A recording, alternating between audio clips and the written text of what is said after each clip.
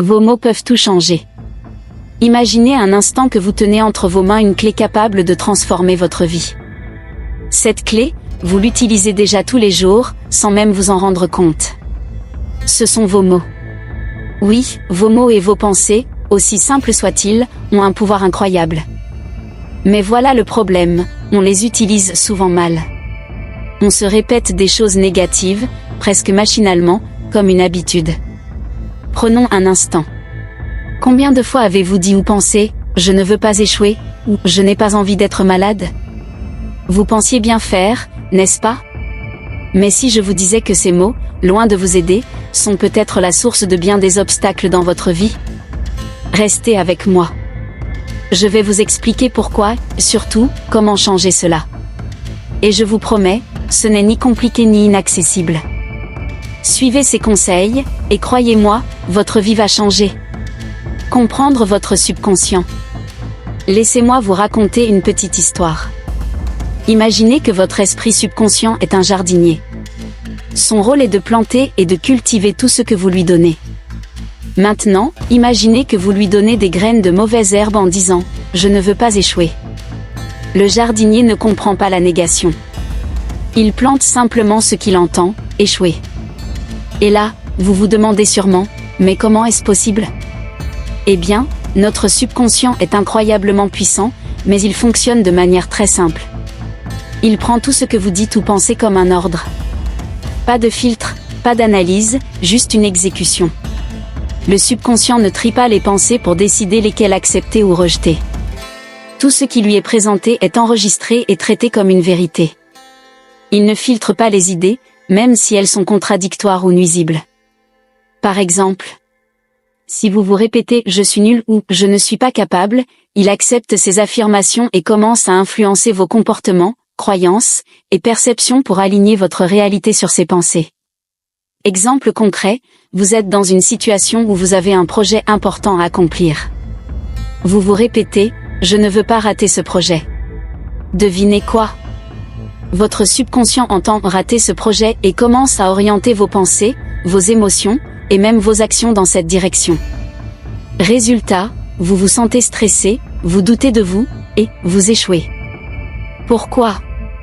Neutralité absolue, le subconscient agit comme une machine. Il obéit à vos pensées sans questionner leur validité ou leur utilité. Puissance des répétitions, les pensées répétées, qu'elles soient positives ou négatives, deviennent des ordres subconscients. C'est pourquoi les affirmations négatives peuvent saboter vos efforts, même si vous ne les croyez pas vraiment au départ. Réalisation automatique, une fois qu'une pensée est ancrée dans le subconscient, celui-ci guide vos actions, émotions et décisions de manière inconsciente pour transformer cette pensée en réalité. Alors, que faire ? Tout simplement, changez vos mots. Dites plutôt « je vais réussir ce projet ». Et croyez-moi, même si cela vous paraît simple ou anodin, les effets sont puissants. Voici un exemple illustratif. Imaginez un capitaine de navire qui donne des ordres à son équipage dans la salle des machines, le subconscient. Si le capitaine dit « naviguez vers le récif », l'équipage obéit, même si cela conduit à un naufrage. Le subconscient, de la même manière, exécute les ordres de votre esprit conscient sans discuter. L'impact des mots négatifs. Revenons à une journée typique. Vous vous réveillez, déjà un peu fatigué, et vous commencez à penser « je suis tellement nul. Je n'arriverai jamais à boucler ce mois ». Ces pensées, elles vous semblent normales, presque justifiées par vos circonstances. Mais en réalité, elles sont comme des aimants. Elles attirent des situations, des émotions, et même des personnes qui vibrent sur cette même fréquence négative. Exemple quotidien, prenons l'exemple de quelqu'un qui dit « je ne veux pas être pauvre ». Le subconscient, encore une fois, ne comprend pas « ne pas ». Il entend « pauvre ».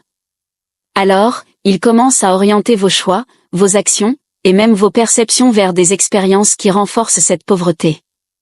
Imaginez quelqu'un qui se dit régulièrement « je ne veux pas être pauvre ». À première vue, cette pensée semble exprimer un désir positif, celui de s'éloigner de la pauvreté. Mais voici le problème, le subconscient ne comprend pas les mots « ne pas ». Il se focalise uniquement sur le mot-clé « être pauvre ». C'est comme si vous donniez une instruction directe à votre subconscient, pauvreté. Il prend cela au pied de la lettre et commence à influencer vos décisions, vos comportements, et même vos perceptions pour aligner votre réalité sur ce concept.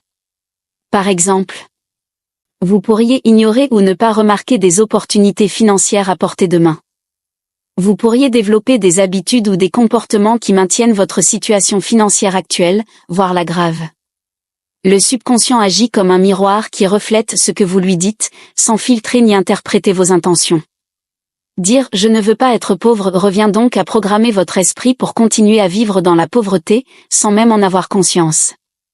Mais imaginez si, au lieu de cela, vous disiez « je choisis l'abondance ». Cette simple phrase, répétée avec sincérité, commence à reprogrammer votre esprit. Vous voyez les opportunités là où, auparavant, vous ne voyiez que des obstacles. Comment transformer vos pensées? C'est ici que tout devient vraiment intéressant. Vous savez maintenant ce qui ne fonctionne pas. Mais comment faire pour parler à votre subconscient de manière constructive? C'est plus simple que vous ne le pensez. Commencez par reformuler vos phrases. Au lieu de dire « je ne veux pas tomber malade », dites « je suis en pleine santé ». Au lieu de dire « je n'ai pas envie de perdre ce travail », dites « je suis reconnaissant pour mon travail, et je m'y épanouis ». Voici un exemple inspirant. J'ai un ami qui passait son temps à dire « je n'ai pas de chance ». Devinez quoi? Sa vie était une série d'échecs.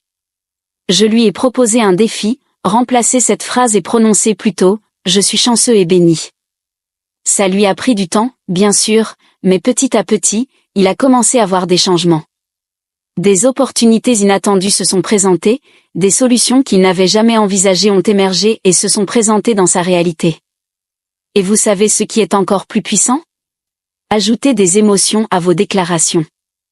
Ne vous contentez pas de dire « je suis prospère ». Ressentez ce que cela ferait d'être prospère. Imaginez la joie, la paix et la gratitude. C'est ce mélange de mots et d'émotions qui active véritablement votre subconscient. Engagez-vous vers le positif. Alors, qu'est-ce qu'on fait à partir d'aujourd'hui? On prend le contrôle de nos mots, de nos pensées, et donc de notre vie. C'est une décision simple, mais elle peut tout changer. Rappelez-vous, chaque pensée, chaque mot est une graine. Plantez des graines de positivité, d'espoir et de gratitude. Remplacez les phrases comme « je ne veux pas » par « je choisis » ou encore « je préfère »,« je suis en train de devenir ». Et surtout, soyez patient avec vous-même. C'est un apprentissage, pas une course. Avant de partir, je vous laisse avec ces paroles pleines de sagesse. Demandez et vous recevrez, frappez et l'on vous ouvrira, cherchez et vous trouverez.